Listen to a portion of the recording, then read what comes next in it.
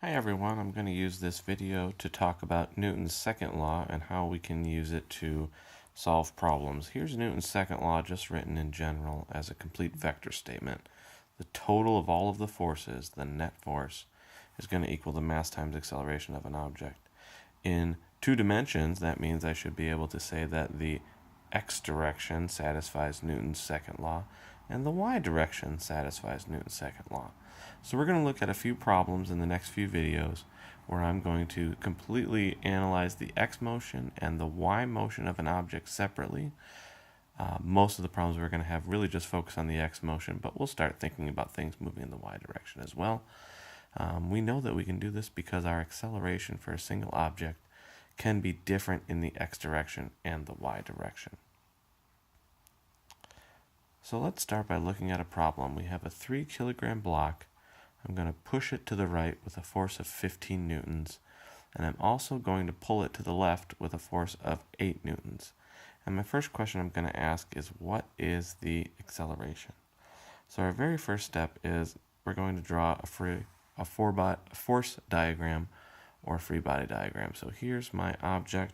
We're going to say that there is a force to the right that we said was a 15 Newton force, and there is a force to the left that we said was an 8 Newton force.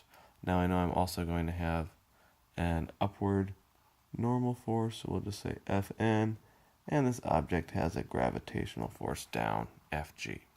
Now I've drawn my 15 Newton force bigger than my 8 Newton force, so I know that overall my acceleration is going to be to the right.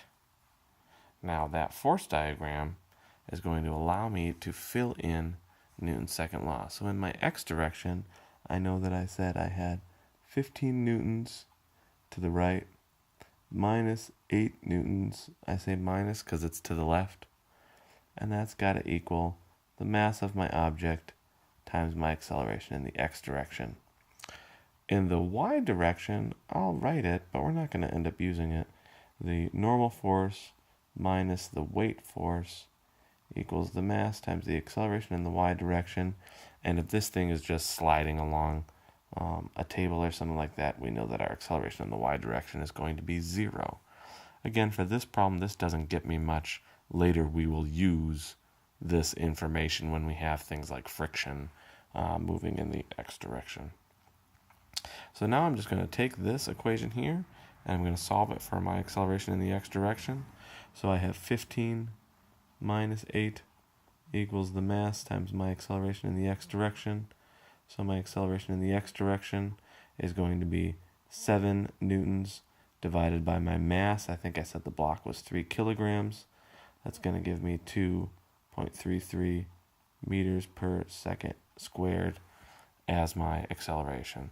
So again, I am looking at this equation here, solving for ax. This is Newton's second law, specifically for the x direction, when I had a force diagram with only those two forces in the x direction. In the next video, we're going to work a slightly more complicated problem.